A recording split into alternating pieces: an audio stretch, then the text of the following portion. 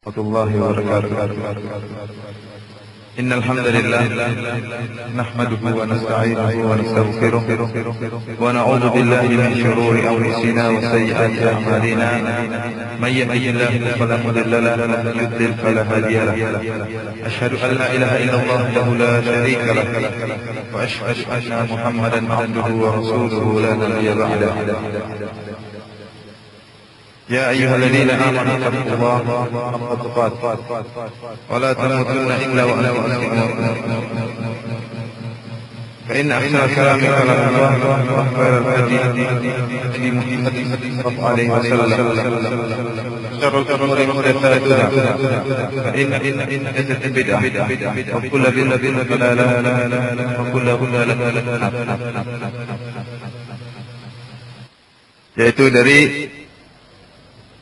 Humran Maula Utsman bin Affan radhiyallahu taala anhu. Dia berkata, "Annahu ra'a Utsman bin Affan radhiyallahu taala anhu da'a bi wudu'in fa afraga 'ala yadayhi min ina'ihi fa ghasalahuma thalatha marrat."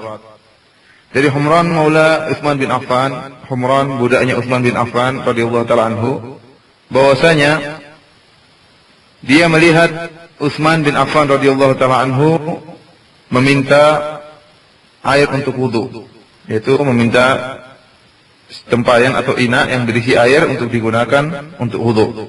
Jadi kalimat wudu, ya. Kalau wudu artinya fi'il atau perbuatan wudu, adapun wudu dengan memfathah huruf waw, yaitu air yang digunakan untuk berwudu. Dia melihat Utsman radhiyallahu taala anhu meminta didatangkan air untuk berwudu. Fa afraga 'ala yadayhi min ina'ihi fa ghasalahuma thalatha marrat. Maka kemudian Utsman pun memiringkan airnya, menumpahkan airnya untuk mencuci kedua tangannya. Fa ghasalahuma thalatha marrat, maka dia pun mencuci kedua tangannya sebanyak 3 kali. Tsumma adkhala yaminahu fil wudu'i. Kemudian setelah itu Utsman pun memasukkan tangan kanannya ke dalam tempayan air wudu tadi. Tsumma tamadmada wastanshaqa wastanthar. Kemudian dia pun mengambil air dengan tangan kanannya, lalu dia berkumur-kumur, kemudian beristinsyak, kemudian beristinthar, yaitu menghembuskan atau mengeluarkan air dari mulutnya, dari hidungnya. Tsumma ghassala wajhahu thalathan. Kemudian dia pun mencuci wajahnya sebanyak 3 kali. Wa yadayhi ilal mirfaqaini thalathan, dan dia kemudian mencuci kedua tangannya sampai kedua sikunya sebanyak 3 kali. Tsumma masaha bi ra'sihi, kemudian dia pun mengusap kepalanya. Tsumma ghassala kulla rijlin thalathan, kemudian dia pun tsumma ghassala kilta rijlaihi thalathan, kemudian dia pun mencuci kedua kakinya sebanyak 3 kali.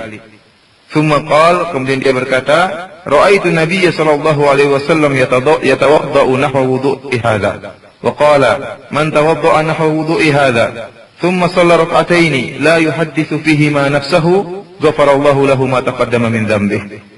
Kemudian dia berkata, sungguhnya saya telah melihat, yakni Utsman yang berkata, sungguhnya saya telah melihat Rasulullah sallallahu alaihi wasallam berwudu seperti wuduku ini. Kemudian Rasulullah sallallahu alaihi wasallam bersabda, barang siapa yang berwudu seperti wuduku ini, kemudian dia salat sebanyak 2 rakaat, la yuhadditsu fihi ma nafsahu, kemudian dalam keadaan khusyuk, tidak berpikir macam-macam dalam salatnya, ya. Ghafarallahu lahu ma taqaddama min dzambihi, maka Allah akan mengampuni dosa-dosanya yang telah lalu. Ikhwani fillah azani Allah wa iyyakum, para pendengar yang dirahmati oleh Allah Subhanahu wa taala, hadis yang agung ini menjelaskan tentang bagaimana tata cara wudu Nabi sallallahu alaihi wasallam yang dilakukan secara sempurna, dan merupakan min tamami bayani Nabi sallallahu alaihi wasallam, di antara kesempurnaan penjelasan Nabi sallallahu alaihi wasallam, maka Nabi sallallahu alaihi wasallam pun mempraktekkan bagaimana cara wudunya. Dan ini diikuti oleh para sahabat yang melihat bagaimana tata cara wudu Nabi sallallahu alaihi wasallam. Di antaranya adalah Utsman bin Affan radhiyallahu taala anhu. Beliau pun mempraktekkan bagaimana tata cara wudu Nabi sallallahu alaihi wasallam. Oleh karena itu, kita harus benar-benar memperhatikan bagaimana tata cara wudu Nabi sallallahu alaihi wasallam yang sempurna. Kenapa ya ikhwah? Para pendengar sekalian yang dirahmati oleh Subhanahu wa taala, karena di akhir hadis, dalam hadis ini Rasulullah sallallahu alaihi wasallam bersabda, "Man tawadda'a nahwa wudu'i hadza." Barang siapa yang wudunya seperti wuduku ini, ya, wudunya persis seperti wuduku ini. Tsumma shalla raka'atain, kemudian dia salat 2 rakaat dalam keadaan khusyuk, la yuhadditsu fihi ma nafsahu, apa ganjarannya? Ghafarallahu ma qaddama min dzambi, maka Allah akan mengampuni dosa-dosanya yang telah lalu. Ini ganjaran yang luar biasa bagi orang yang bisa berwudu sebagaimana wudu Nabi sallallahu alaihi wasallam. Tidak sembarang wudu, tetapi wudu yang sesuai dengan wudunya Nabi sallallahu alaihi wasallam dan disertai salat 2 rakaat dalam keadaan khusyuk, maka ganjarannya luar biasa, yaitu diampuni dosa-dosa yang telah lalu. Dan siapa di antara kita yang tidak mengharapkan ampunan Allah Subhanahu wa taala? Sungguhnya kita semua, ikhwani fillah azani Allah wa iyyakum, adalah hamba Allah yang penuh dengan dosa. Oleh karena itu, ikhwani fillah azani Allah wa iyyakum, marilah kita pelajari bagaimana tata cara wudu Nabi sallallahu alaihi wasallam yang telah dijelaskan oleh sahabat Utsman bin Affan radhiyallahu taala anhu. Ikhwani fillah azani Allah wa iyyakum, kita tahu bahwasanya Utsman bin Affan radhiyallahu taala anhu salah satu seorang yang mubasysyirin bil jannah, telah dikabarkan oleh Rasulullah sallallahu alaihi wasallam bahwasanya dia telah dijamin masuk surga oleh Rasulullah sallallahu alaihi wasallam, dan dia dijuluki oleh Dzun-Nurain, dijuluki dengan Dzun-Nurain yang memiliki 2 cahaya, ya. Kenapa? Karena dia telah menikah dengan 2 putri Rasulullah sallallahu alaihi wasallam, yaitu Ummu Kalthum dan Ruqayyah, dan beliau terbunuh dengan secara tragis, ya, dengan cara yang biadab oleh sebagian orang. Dan insyaallah pada kesempatan yang lain kita akan menjelaskan tentang bagaimana kisah atau keutamaan-keutamaan Utsman bin Affan radhiyallahu taala anhu. Fa fillah zanallahu wa iyyakum. Utsman radhiyallahu taala anhu, ya, sebagaimana dilihat oleh Humran, budak beliau, dia meminta air untuk berwudu. Jadi air, ya, diletakkan dalam ina, dalam tempayan. Inilah bagaimana wudu Nabi sallallahu alaihi wasallam. Rasulullah sallallahu alaihi wasallam tatkala berwudu tidak israf, tidak menggunakan air yang banyak, air yang sedikit. Air dalam tempayan sudah cukup, ya. Tidak menggunakan air yang begitu banyak. Kemudian dia pun memiringkan tempayan tersebut untuk mencuci kedua tangannya. Kenapa? Karena kedua tangan ini dan hukumnya sunnah, ya, mencuci kedua tangan sebelum wudu itu hukumnya sunnah. Para ulama khilaf tentang hukum mencuci kedua tangan tatkala seorang baru bangun dari tidur. Hukumnya wajib atau tidak. Tetapi kalau seorang dalam keadaan terjaga, tidak baru bangun dari tidur, maka sepakat para ulama bahwasanya mencuci kedua tangan tatkala di awal wudu itu hukumnya adalah sunnah dan tidak wajib. Maka dia pun mencuci kedua tangannya 3 kali. Tsumma adkhala yaminahu fil wudu. Kemudian memasukkan tangan kanannya dalam air wudu. Begitu caranya yang dilaksanakan oleh Rasulullah sallallahu alaihi wasallam. Masukkan tangannya ke dalam tempayan yang berisi air wudu, kemudian mengambil segenggam air, kemudian tamat madha wastansyaqa wastanthara. Kemudian melakukan madmadah dan istinsyak dan istinsar. Telah kita jelaskan bahwasanya para ulama khilaf tentang hukum ketiga perkara ini pada pembahasan yang telah lalu, ya, yang telah kita jelaskan bahwasanya yang rajih bahwasanya hukum ketiga perkara ini hukumnya adalah wajib. Saya harap ikhwas sekalian untuk kembali mendengarkan kajian kita yang lalu tentang hukum ketiga perkara ini, madmadah, istinsyak dan istinsar. Ikhwani fillah azanillahu wa iyyakum, bagaimana cara madmadah? Madmadah itu dalam bahasa Arab artinya tahrik, yaitu menggerak-gerakkan. Oleh karena itu, cara tamadmud atau madmadah, berkumur-kumur yang benar, yaitu kita memasukkan air dalam mulut, kemudian kita berkumur-kumur, kita goyang-goyangkan. Bukan cuma hanya sekedar dimasukkan air dalam mulut kemudian dibuang. Sebagaimana pendapat sebagian ulama yang mengatakan hal itu sudah cukup. Atau seandainya seorang memasukkan dalam air dalam mulutnya kemudian tanpa digoyang-goyangkan, ya, kemudian lantas dia minum, apakah itu cukup atau tidak? Yang benar tidak cukup. Seharusnya kalau kita ingin mengikuti sunnah Rasulullah SAW, maka kita ambil air, kemudian kita masukkan dalam mulut kita, kemudian kita berkumur-kumur. Karena lafal arti dari madmadah artinya tahrik, yaitu menggerak-gerakkan. Maka kita gerak-gerakkan, kemudian kita hemburkan, mengeluarkan dari mulut kita. Itu yang disebut dengan madmadah. Kemudian istinsyaq dan istinsar. Setelah kita jelaskan istinsyaq yaitu menghirup air dalam hidung, ya, jangan sampai kebablasan hingga diminum. Setelah itu baru kita. Kemudian tsumma ghassala wajhahu salatan. Setelah itu Rasulullah sallallahu alaihi wasallam pun mencuci wajahnya sebanyak 3 kali, sebagaimana dipraktikkan oleh Utsman radhiyallahu taala anhu. Dan mencuci wajah ini merupakan salah satu daripada rukun wudu, sebagaimana telah kita jelaskan pada pertemuan-pertemuan yang lalu. Dan namanya wajah yaitu ma yahsulu bihil muwajahah, yaitu yang timbul dengannya posisi berhadap-hadapan. Artinya jika seorang berdiri di hadapan cermin, kemudian dia melihat wajahnya di cermin, itulah yang disebut dengan wajah. Apa yang nampak di hadapan dia di cermin, itulah yang disebut dengan wajah. Tentunya bagian belakang kepala tidak kelihatan. Oleh karena itu bagian belakang kepala bukanlah wajah. Ya. Para ulama menyebutkan bahwasanya batasan wajah, ya, batasan wajah yaitu dari mana? Dari bagian atas kepala, yaitu mulai tempat tumbuhnya rambut, yaitu di bagian kening atau jidat, bagian atas itu. Sejak awal tumbuhnya rambut itu adalah awal wajah bagian atas. Sampai ke dagu, ya. Sampai ke dagu itulah wajah. Adapun di bagian belakang dagu yang mulai masuk ke leher itu bukan wajah. Itu bukan wajah. Yang wajah itu yang nampak di hadapan kita yang bagian depan dagu, itulah wajah. Kemudian dari atas dan bawah. Adapun dari kanan dan kiri itu dari sejak setelah telinga, dari yang kanan sampai ujung sebelum telinga yang sebelah kiri. Itu yang disebut dengan wajah. Para ulama khilaf tentang bagian yang terdapat antara wajah dengan jambang, ya. Apakah disebut itu juga merupakan wajah atau tidak? Maka ada yang mengatakan dibedakan. Jika seorang tidak memiliki jenggot, ya, maka yang disebut dengan wajah langsung setelah telinga itu termasuk dari wajah dan harus dicuci. Adapun jika seorang memiliki jenggot, ya, jambangnya, ya, maka setelah jambang, antara jambang dengan telinga itu bukan wajah, kata mereka. Untuk lebih hati-hatinya kita cuci semuanya, sejak dari atas, dari bagian atas kepala, yaitu mulai tumbuhnya rambut sampai dagu, dan dari telinga kanan sampai telinga kiri. Telinga tidak maksudnya setelah telinga kanan sampai menjelang telinga yang kiri, itu semua disebut dengan wajah. Dan itu dicuci sebanyak 3 kali.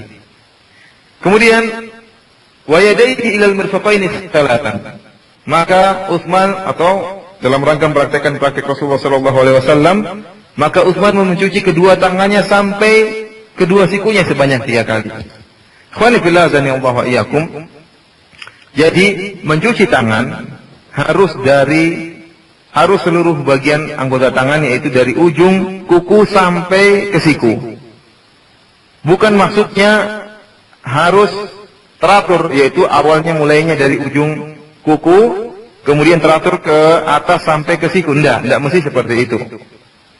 Karena maksud Allah Subhanahu wa taala tatkala mengatakan wa aydiyakum ilal marafiq, wa aydiyakum ilal marafiq, itu maksudnya bukan harus dari ujung kuku sampai ke siku. Bisa jadi dibalik, dari siku sampai ke ujung kuku. Tidak mengapa, yang penting bagian yang dicuci itu adalah dari ujung kuku sampai ke siku. Tidak mesti yang pertama ujung kuku, yang terakhir siku, tidak mesti. Tidak mengapa yang dari siku kemudian ke ujung tangan. Kenapa ikhwani fillah azanillahu wa iyyakum? Karena perkataan ilal mirfaqaini atau ilal marafiq, Allah mendatangkan dalam firman-Nya wa aydiyakum ilal marafiq, ada tambahan ilal marafiq sampai kedua siku. Itu maksudnya agar tidak dipahami bahwasanya mencuci kedua tangan itu hanyalah 2 telapak tangan. Kenapa ikhwani fillah azanillahu wa iyyakum? Karena al-yad dalam bahasa Arab kalau diitlaqkan, yadain, kedua tangan dalam bahasa Arab kalau diitlaqkan, itu maknanya adalah telapak tangan, ya, adalah telapak tangan, bukan tangan keseluruhan. Oleh karena itu tatkala Allah Subhanahu wa taala berfirman, wasariqu wasariqatu faqta'u aydiyahuma, ya, pencuri laki-laki dan pencuri wanita, maka hendaknya kalian potong tangan-tangan mereka. Maksudnya bukan memotong tangan sampai ke siku, apalagi sampai ke teak, seluruh tangannya dipotong, enggak. Tapi maksudnya dipotongnya cuma sampai ke pergelangan tangan. Kenapa? Karena yad dalam bahasa Arab jika diitlaqkan maka maksudnya adalah telapak tangan sampai ke pergelangan tangan. Adapun dari pergelangan tangan sampai ke siku tidak, kalau tatkala diitlaqkan dia tidak termasuk. Oleh karena itu, supaya menghilangkan kesan seperti ini, supaya jangan disangka yang dimaksud dengan tangan cuma ujung jari sampai pergelangan tangan, maka Allah tambah ilal marafiq. Cucilah tangan-tangan kalian sampai ke siku. Jadi tambahan ilal marafiq itu untuk menjelaskan batasan mana yang harus dicuci dari tangan. Bukan urutannya dari ujung jari sampai bukan urutan tatkala mencuci. Oleh karena itu, sebagian orang tatkala membaca ini dia menyangka bahwasanya mencuci tangan itu harus dimulai dari ujung kaki. Kita katakan tidak harus. Silakan begitu, silakan. Tapi kita katakan tidak harus karena tambahan firman Allah dalam firman-Nya wa aydiyakum ilal marafiq, tambahan sampai ke siku-siku, maksudnya untuk menjelaskan batasan mana yang harus dicuci tatkala mencuci tangan dalam wudu. Oleh karena itu yang dicuci adalah dari ujung tangan itu dari ujung kuku sampai ke siku. Kemudian ikhwani fillah azanillahu wa iyyakum, para ulama juga khilaf. Apakah siku harus termasuk dicuci? Karena tatkala Allah mengatakan wa aydiyakum ilal marafiq, cucilah tangan kalian sampai ke siku. Kalimat sampai di sini khilaf di antara para ulama. Apakah maksudnya siku juga termasuk harus dicuci atau sebelum siku sudah cukup? Karena kalimat ila itu kalimat yang mujmal. Kita ketahui bahwasanya dalam usul fiqih bahwasanya kalimat itu ada yang merupakan nas dan ada yang merupakan zahir dan ada yang merupakan kalimat mujmal, yaitu mencakup dua makna, yaitu kalimat yang tahtamilu ma'nain fa aksar wa lam yatarajjah ahaduha, yaitu sebuah kalimat yang dia mengandung dua makna atau lebih dan kita tidak tahu mana yang lebih rajih. Contohnya seperti kalimat quru', salah satu quru' dalam firman Allah Subhanahu wa taala, salah satu quru' yang suruh menunggu sebanyak 3 quru'. Quru' di situ maksudnya apa? Dalam bahasa Arab quru' itu maksudnya bisa dalam bahasa Arab artinya tuhur, bisa dalam bahasa Arab artinya haid. Bisa artinya bersuci, bisa artinya suci dan bisa artinya haid. Demikian juga ila.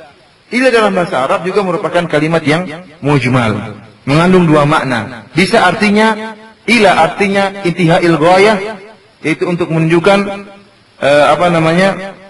ujung yang terakhir, atau bisa maknanya ma'a, artinya bisa artinya masuk juga. Contohnya saya mengatakan begini. Saya mengatakan saya jalan-jalan dari kota Surabaya sampai kota Jogja. Saya berjalan-jalan bertamasya dari kota Surabaya sampai kota Jogja. Apakah maksud perkataan saya ini di Jogja juga saya berjalan-jalan bertamasya? Ataukah saya hanya bertamasya start dari kota Surabaya sampai ujung sebelum masuk kota Jogja?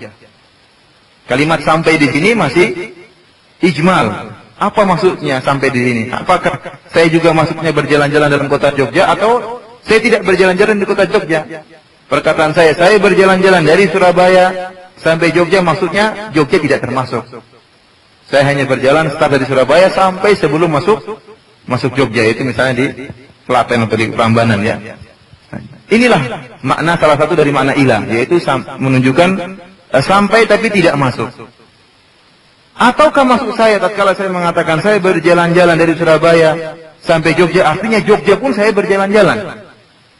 Ini yang disebut dengan kalimat mujmal. Oleh karena itu ila terkadang maksudnya lintihail ghayah. Contohnya dalam firman Allah Subhanahu wa taala, "Tsumma atimus siyama ilal lail." Tsumma atimus siyama ilal lail. Kemudian hendaknya kalian sempurnakan puasa ilal lail, sampai malam hari.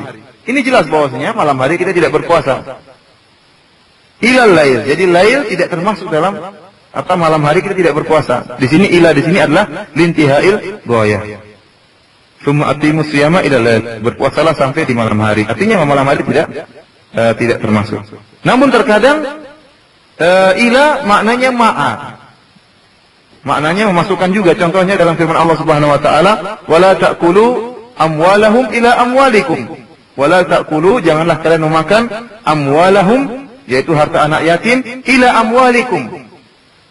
Kalian memakan harta anak yatim bersama dengan harta kalian. Nah, ini ila di sini maknanya menggabungkan. Artinya jangan kalian menggabungkan harta anak yatim dengan harta kalian. Ila di sini maknanya maaf. Oleh karena itu tatkala Allah mengatakan wa aydiyakum ilal marafiq, cucilah tangan-tangan kalian sampai ke siku-siku, apakah siku juga harus dicuci atau tidak? Kita katakan khilaf di antara para ulama. Oleh karena itu untuk merajihkan maka kita butuh dalil dari luar. Untuk merajihkan sesuatu yang mujmal, suatu kalimat yang mujmal, maka kita butuh dalil dari luar.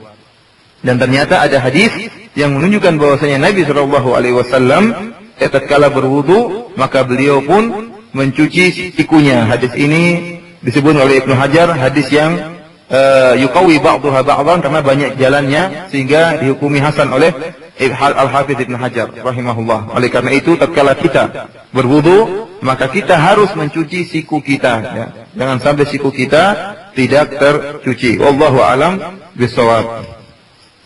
Kemudian summa masaha bi ra'sihi. Setelah itu Rasulullah SAW pun mengusap kepala beliau.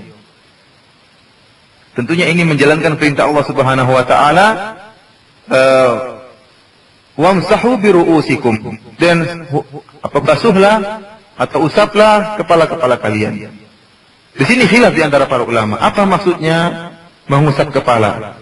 Apakah mengusap kepala maksudnya harus seluruh kepala ataukah cukup dengan mengusap sebagian kepala? Artinya tatkala kita mengusap 10 helai rambut sudah cukup ataukah harus seluruh kepala? Di sini khilaf di antara para ulama. Karena sebagian ulama seperti mazhab Syafi'iyah mereka mengatakan ba itu qad ta'ti bi makna tabi'id. Kalimat ba dalam huruf ba dalam firman Allah Subhanahu wa taala wamsahu bi ru'usikum terkadang itu maknanya untuk menunjukkan sebagian. Artinya basuhlah sebagian kepala kalian. Dalam bahasa Arab ba itu terkadang maknanya ditab'id, artinya sebagian. Sehingga tatkala Allah berfirman wamsahu bi ru'usikum, basuhlah kepala-kepala kalian, artinya basuhlah sebagian kepala kalian. Sehingga mereka mengatakan kalau kita mengusap sebagian kepala kita sudah cukup. Misalnya mengusap ubun-ubun kita maka sudah cukup, tidak harus seluruh kepala. Saya katakan pendapat ini kurang kuat. Ikhwan fillah azanillahu ayyakum, pendapat yang lebih kuat bahwasanya wajib dibasuh seluruh kepala. Karena itu merupakan contoh yang dipraktekkan oleh Rasulullah sallallahu alaihi wasallam.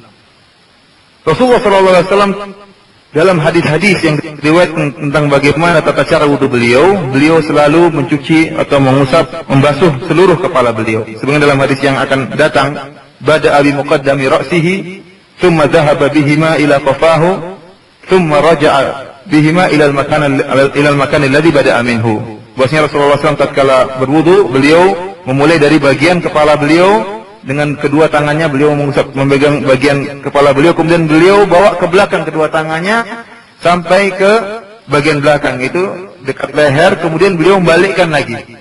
Itu jelas bahwasanya tata cara wudu beliau dengan mengusap seluruh kepala beliau, bukan sebagian kepala beliau. Kemudian sebagian ulama mengingkari bahwasanya ba itu bisa maknanya litab'id. Mereka mengatakan tidak ada dalam bahasa Arab bahwasanya huruf ba itu maknanya adalah sebagian. Ini khilaf di antara para ulama. Sebagian ahli lughah mengatakan tidak, bahkan huruf ba itu bisa datang maknanya adalah untuk makna sebagian. Sebagian ahli lughah lagi mengatakan tidak mungkin ba maknanya sebagian. Oleh karena itu ikhwani fillah azanillahu wa iyyakum, yang rajih ya, apakah kita katakan bahwasanya ba itu maknanya sebagian atau tidak? Kita merajihkan harus mengusap seluruh kepala karena itulah yang dipraktekkan oleh Rasulullah SAW. Tatkala Allah mengatakan wamsahu bi ru'usikum, usapkanlah kepala kalian, dipraktekkan oleh Rasulullah dan selalu Rasulullah praktekkan caranya demikian dengan mengusap seluruh kepala. Kemudian coba antum perhatikan dalam ayat tentang tayamum. Kata Allah Subhanahu wa taala, tatkala Allah memerintahkan tayamum, wamsahu biwujuhikum wa aydikum minhu. Allah mengatakan wamsahu, bertayamumlah dengan apa? Wamsahu dengan debu yang kita ada di tangan kita. Kata Allah wamsahu biwujuhikum, usapkanlah kepada wajah kalian. Ada ba-nya juga di situ. Padahal kita tahu bahwasanya para ulama sepakat tatkala kita mengusap, tatkala tayamum mengusap dengan debu ke wajah kita, yaitu kita mengusap seluruh wajah kita, bukan kita hanya mengusap pipi kita saja. Sepakat jika orang bertayamum kemudian dia mengusap pipinya saja maka tidak sah. Padahal dalam situ wujuhikum di situ ada kalimat ba'nya. Kalau ba' di situ maknanya adalah sebagian, maka seharusnya tatkala seorang bertayamum sudah cukup dia hanya mengusap pipinya saja, sebagian. Namun kita tahu ulama sepakat namanya tayamum harus dengan mengusap seluruh wajah. Oleh karena itu ikhwani fillah azanillahu wa iyyakum, yang rajih bahwasanya kepala itu harus diusap seluruhnya dan tidak sah jika seorang hanya mengusap sebagian kepalanya. Wallahu alam bisawab. Kemudian summa ghasala kilta rijlaihi. Setelah mengusap kepala maka Rasulullah sallallahu alaihi wasallam pun mencuci kedua kakinya sebanyak 3 kali. Setelah itu Rasulullah sallallahu alaihi wasallam berkata, "Man tawaddaa nahwa wudu'i hadza." Barang siapa yang berwudu seperti wuduku ini, thumma shalla rak'ataini, kemudian dia salat 2 rakaat.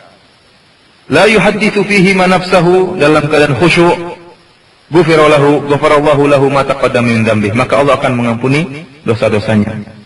Subhanallah, ini ganjaran yang luar biasa bagi orang yang berwudu dengan tata cara wudu Nabi sallallahu alaihi wasallam.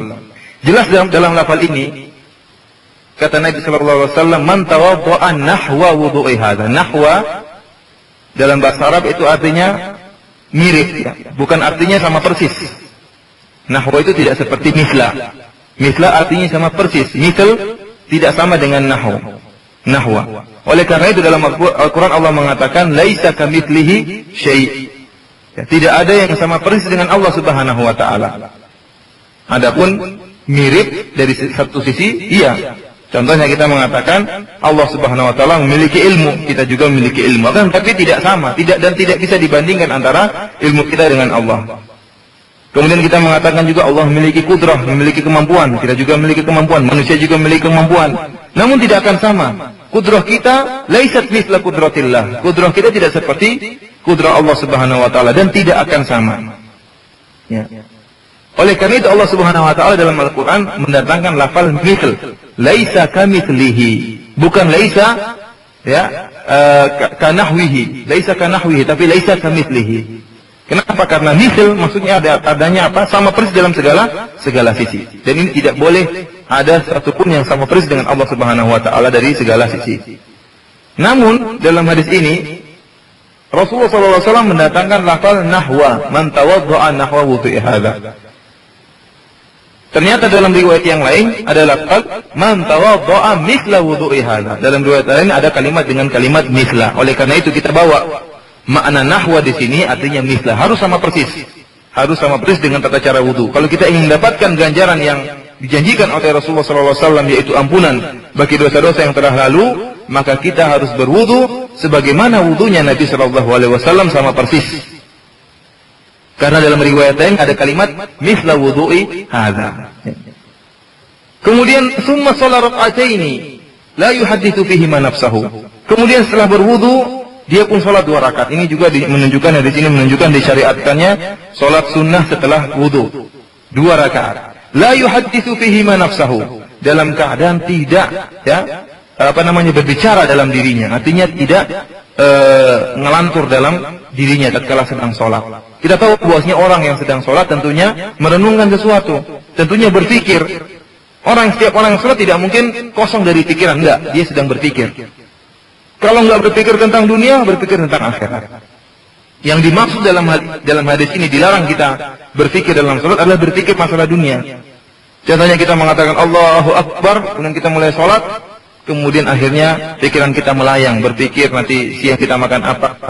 Bahkan sebagian orang tatkala sholat subuh Allahu Akbar, maka dia pun merenungkan apa yang harus dia siapkan atau apa rencana dia akan dia lakukan selama 1 hari penuh dari pagi sampai malam nanti. Subhanallah, kapan dia pikirkan? Tatkala dia sedang sholat. Tatkala dia mengucapkan Allahu Akbar, lantas dia mulai merenungkan rencana dia hari ini. Ini tidak diperbolehkan. Tapi kalau seorang berpikir merenungkan tentang akhirat, contohnya dia mendengarkan tatkala dia mendengar imam atau dia tatkala baca dalam salatnya membaca ayat yang berkaitan dengan birrul walidain, akhirnya dia pun merenungkan tentang bagaimana taksir dia tatkala dia tidak baik dalam birrul walidain, kurang dalam berbakti kepada orang tua. Ini tidak mengapa seperti ini. Kenapa? Karena pikirannya berkaitan dengan akhirat. Atau tatkala dia jadi makmum, kemudian imam membaca tentang ayat yang berkaitan tentang hari kiamat, maka timbul dalam hatinya berpikir tentang bagaimana dahsyatnya hari kiamat. Ini pun tidak mengapa. Yang dimaksud dalam hadis ini tidak boleh berpikir dalam salat, maksudnya berpikir tentang dunia yang tidak ada kaitannya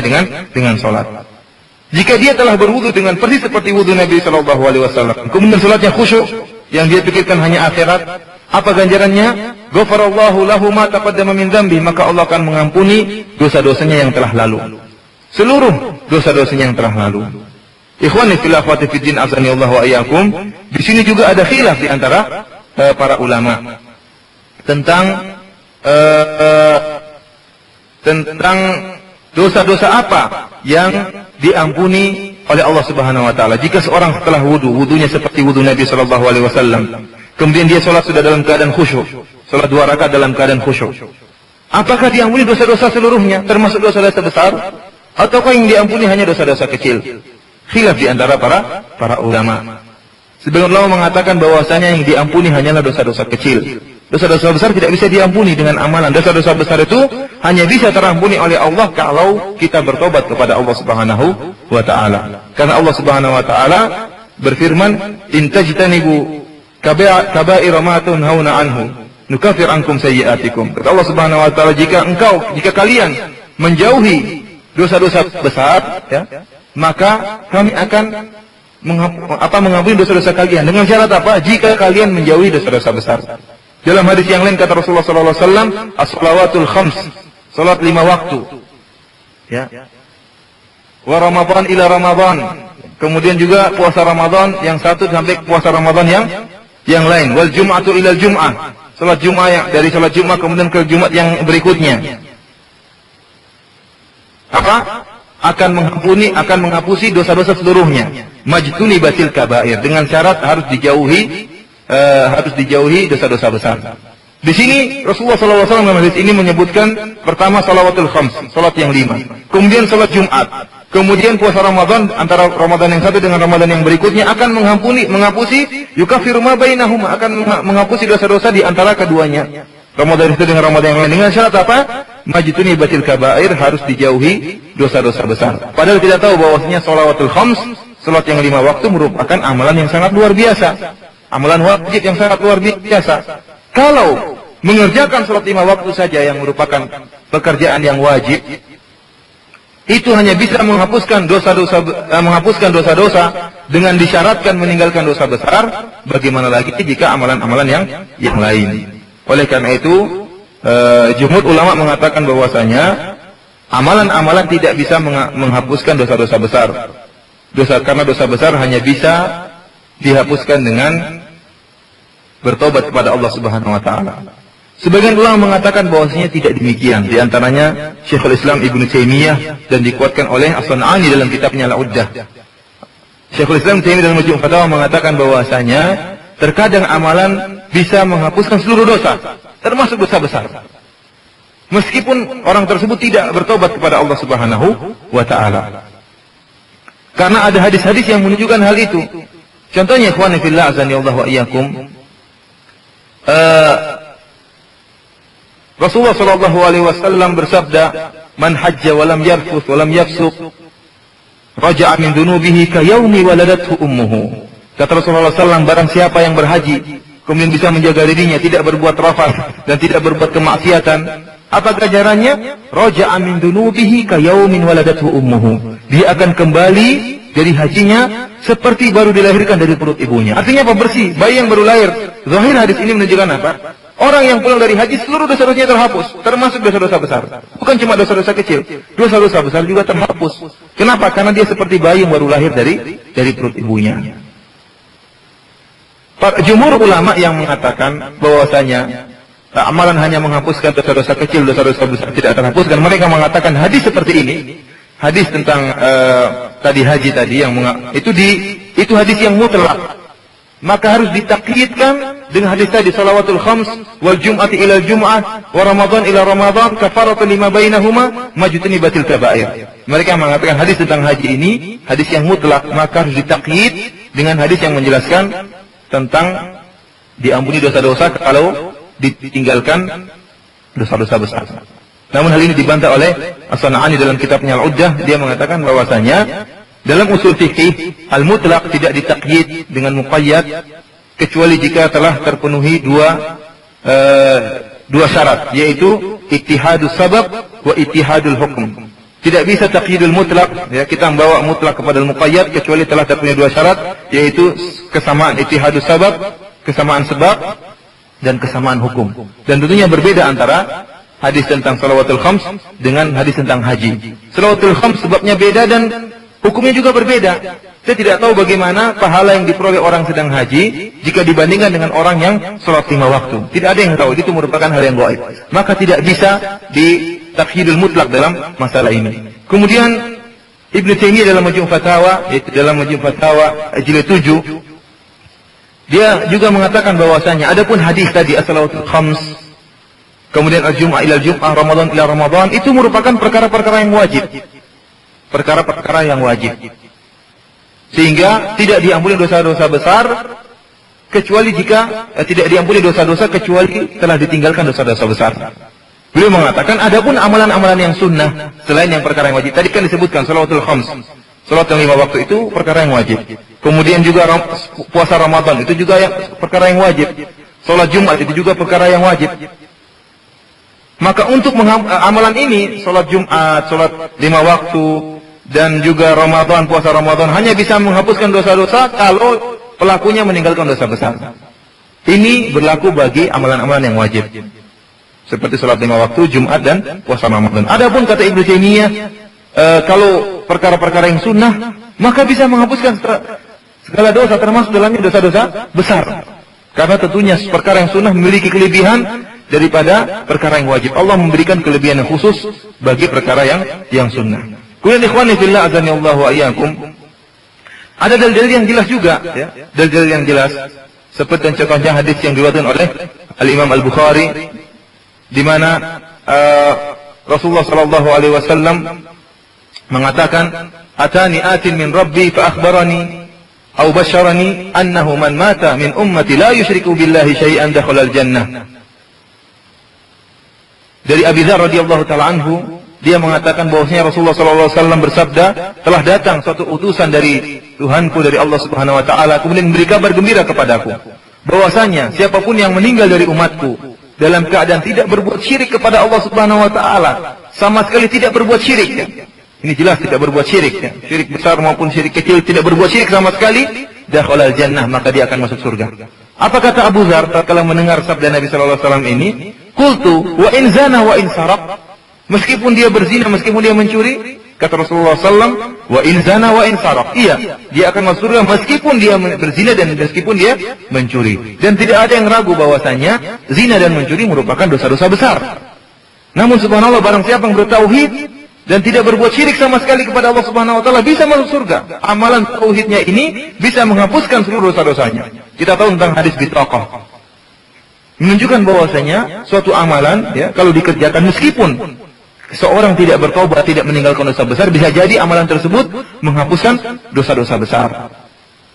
Demikian juga dalam satu hadis, ya, diriwayatkan oleh Abu Dawud bahwasanya Rasulullah SAW bersabda, "Man qala astaghfirullah alladzi la ilaha illa huwal hayyul qayyum wa atubu ilaih, ghufira lahu wa in kana farra minaz zahfi." Kata Rasulullah SAW, barang siapa yang mengatakan astaghfirullah alladzi la ilaha illa huwal hayyul qayyum wa atubu ilaih, maka Allah akan mengampuni dosa-dosanya. Kemudian kata Rasulullah SAW, wa in kana farra minaz zahfi, meskipun dia lari dari peperangan. Kita tahu bahwasanya firar minaz zahf, lari dari medan pertempuran, itu merupakan dosa besar. Namun bisa diampuni oleh Allah Subhanahu wa taala jika seorang mengucapkan istighfar, ya, dengan sebenar-benarnya. Oleh karena itu, ikhwani fillah azani Allah wa iyyakum, wallahu alam, saya lebih cenderung kepada pendapat yang mengatakan bahwasanya amalan tertentu bisa menghapuskan seluruh dosa-dosa meskipun dosa-dosa besar. Meskipun dosa-dosa besar. Oleh karena itu, di antara yang menguatkan hadis ini, menguatkan pendapat ini, sabda Rasulullah sallallahu alaihi wasallam tatkala dia menyebutkan bahwasanya Allah Subhanahu wa taala berkata kepada ahlu Badar, "I'malu ma syi'tum faqad ghafartu lakum." Ya, bahwasanya Allah mengabarkan kepada ahlu Badar, yaitu orang-orang yang menyertai perang Badar, Allah mengatakan, "I'malu ma syi'tum," lakukan apa saja yang kalian lakukan. Lakukan apa saja yang kalian kehendaki, sungguhnya aku telah mengampuni dosa-dosa kalian. Seluruhnya. Dosa-dosa besar, dosa-dosa kecil. Kalau seandainya yang dimaksud dengan dosa-dosa kecil saja, maka tidak ada keistimewaan ahlu Badar terhadap orang yang lainnya. Ikhwani fillah, azani Allah wa iyyakum, wallahu a'lam bishawab. Maka saya katakan tadi, saya merajikan pendapat bahwasanya yang lebih kuat, amalan tertentu bisa menghapuskan seluruh dosa-dosa, bahkan termasuk dalamnya adalah dosa-dosa besar, ya. Dan ini pendapat yang lebih kuat insyaallah. Ikhwani fillah wa akhwati fid din, azani Allah wa iyyakum, para pendengar yang dirahmati oleh Allah Subhanahu wa taala, demikianlah apa yang bisa kita sampaikan pada sore hari ini, ya, atau malam hari di Indonesia, tentang bagaimana tata cara wudu Nabi sallallahu alaihi wasallam. Oleh karena itu seorang tatkala berwudu hendaknya dia ihtisab, ya. Berwudu benar-benar dia berharapkan ampunan dari Allah Subhanahu wa taala. Jangan tatkala dia berwudu kemudian pikirannya ke sana sini. Dia berwudu mengikuti sunnah Nabi sallallahu alaihi wasallam zahiran wa batinan. Secara zahir benar-benar prakteknya sesuai dengan sunnah Rasulullah sallallahu alaihi wasallam. Praktekkan wudunya sebagaimana yang diajarkan oleh Rasulullah sallallahu alaihi wasallam. Jangan dia spekulasi. Kalau dia mencuci rambut, cuci apa? Kalau dia mengusap kepala, usap semuanya. Dan dia istinsyak, dia bermatmadah, berkumur-kumur, beristinsyak, lakukan semuanya yang dilakukan oleh Rasulullah sallallahu alaihi wasallam dengan harapan bahwasanya Allah Subhanahu wa taala akan mengampuni seluruh dosa-dosanya, termasuk dosa-dosa besar, ya. Dan inilah harapan kami, dan ini merupakan peringatan bagi kami dan juga bagi para pendengar sekalian untuk menjalankan segala perintah Rasulullah SAW dengan sebaik-baiknya sesuai dengan sunnah Rasulullah SAW. Demikian saja, kurang lebihnya kami mohon maaf. Wabillahi taufiq wal hidayah. Assalamualaikum warahmatullahi wabarakatuh. Memulai saja pertanyaan pada malam hari ini. Pertanyaan pertama, Ustaz, bagaimanakah hukum baju yang terkena bulu hewan atau barang yang najis, semisal anjing? Bismillahirrahmanirrahim. Wassalatu wassalamu ala Rasulillah. Jika baju terkena barang yang najis atau benda yang najis, maka dibersihkan, dicuci, ya. Dicuci, bajunya jangan dipotong, ya. Bajunya dicuci. Tidak perlu dibuang bajunya. Gampang saja, kalau ada najis tinggal dibersihkan, ya. Kalau misalnya itu merupakan liur anjing, ya, atau tai anjing, maka dicuci sebanyak 7 kali dengan menggunakan pasir. Adapun kalau yang lainnya maka yang penting bersih. Wallahu a'lam bishawab. Baik, Ustaz, pertanyaan berikutnya. Ana melihat ketika berwudu bahwa berkumur-kumur dan memasukkan air ke hidung secara terpisah. Bagaimanakah cara yang benar? Jazakallahu khair. Wallahu a'lam bishawab. Saya sampai sekarang belum sempat mengecek tentang hadis bagaimana tata cara yang tepat. Apakah tatkala kita berkumur-kumur itu langsung dengan istinsyak dan istinsar, ataukah berkumur-kumur dulu kemudian baru masukkan air ke hidung? Wallahu a'lam bishawab. Apakah ada nas dalam masalah ini saya belum melihat. Tetapi zahir dari hadis yang kita bahas tadi, hadis Utsman bin Affan, tatkala dia mengatakan apa? Tsumma adkhala yaminahu fil wudu'i tsumma tamatmada wastanshaqa wastansar. Itu menunjukkan sekali tegukan air, segenggam air itu langsung digunakan untuk 3 perkara. Untuk berkumur-kumur, kemudian menghirup air dan mengeluarkannya. Zahir dari hadis ini bahwasanya satu tangan, yaitu segenggam air yang kita ambil dengan tangan kanan, itu langsung digunakan untuk 3 perkara. Untuk matmadah, berkumur-kumur, sekaligus untuk istinsyak, menghirupkan air, dan sekaligus untuk istinsar, mengeluarkannya. Itu zahir dari hadis Utsman. Wallahu a'lam bishawab. Ya, baik, Ustaz. Pertanyaan terakhir, Ustaz, apakah tatkala membasuh telapak tangan 3 kali boleh membaca bismillah saja ataukah bismillahirrahmanirrahim? Syukran, jazakallahu khair. Yang jelas la wudu'a liman la yadhkuru ismallah fi. Kata Rasulullah SAW, tidak ada wudu bagi orang yang tidak menyebutkan nama Allah. Maka silakan dia mengucapkan bismillah atau bismillahirrahmanirrahim, tidak menjadi masalah. Al-amru wasi', ya, mengucapkan bismillah atau bismillahirrahmanirrahim tidak mengapa. Tatkala dia mencuci kedua tangannya, kemudian dia melalui wudunya. Ingat ikhwani fillah, azanillahu wa iyyakum. Hadis tadi yang kita jelaskan, tatkala Rasulullah mengatakan barang siapa yang berwudu seperti wuduku ini. Ini jelas bahwasanya Rasulullah SAW telah menjelaskan tata cara wudu yang paling sempurna. Tata cara wudu yang paling sempurna. Dan dalam hadis ini tidak disebutkan bahwasanya Rasulullah SAW mengucapkan bismillah di awal hadis. Akan tetapi para ulama mengatakan mengucapkan bismillah itu khilaf di antara para ulama, hukumnya wajib atau sunnah. Ada yang mengatakan wajib dengan mengambil zahir dari hadis la wudu'a liman la yadhkuru ismallahu fihi. Tidak ada wudu bagi orang tidak mengucapkan bismillah atau bismillahirrahmanirrahim tatkala berwudu. Jumhur ulama mengatakan bahwasanya hukumnya sunnah. Kenapa? Karena tidak disebutkan dalam hadis Utsman. Hadis yang tatkala ini posisi Rasulullah sedang menjelaskan wudu yang paling sempurna. Rasulullah tidak menyebutkan bismillah di situ. Namun karena adanya hadis yang lain yang menganjurkan kita untuk mengucapkan bismillah, maka jumhur ulama mengatakan mengucapkan atau tasmiyah, mengucapkan bismillah tatkala wudu itu hukumnya adalah sunnah saja, tidak sampai derajat wajib karena tidak disebutkan dalam hadis Utsman. Kemudian juga saya tambah bahwasanya dalam hadis ini Rasulullah SAW tidak menjelaskan tentang adanya doa khusus. Tatkala berkumur-kumur ada doanya, tatkala beristinsyak ada doanya, tatkala mencuci wajah ada doanya, tatkala mencuci kedua tangan ada doanya. Hal ini menunjukkan bahwasanya tambahan-tambahan seperti ini adalah bid'ah yang diada-adakan, yang tidak pernah diajarkan oleh Rasulullah SAW. Tidak ada hadis yang sahih yang menunjukkan bahwasanya ada doa khusus tatkala berkumur-kumur, ada doa khusus tatkala mencuci wajah, tidak ada. Oleh karena itu hukumnya adalah bid'ah. Wallahu a'lam bishawab. Sampai di sini saja yang bisa Anda sampaikan. Insyaallah kita ketemu minggu depan. Demikian saja, kurang lebihnya saya mohon maaf. Wabillahi taufiq wal hidayah. Assalamualaikum warahmatullahi wabarakatuh. Dan kita tutup dengan doa kafaratul majelis. Subhanakallahumma wa bihamdika asyhadu an la ilaha illa anta astaghfiruka wa atubu ilaik. Wassalamualaikum warahmatullahi wabarakatuh.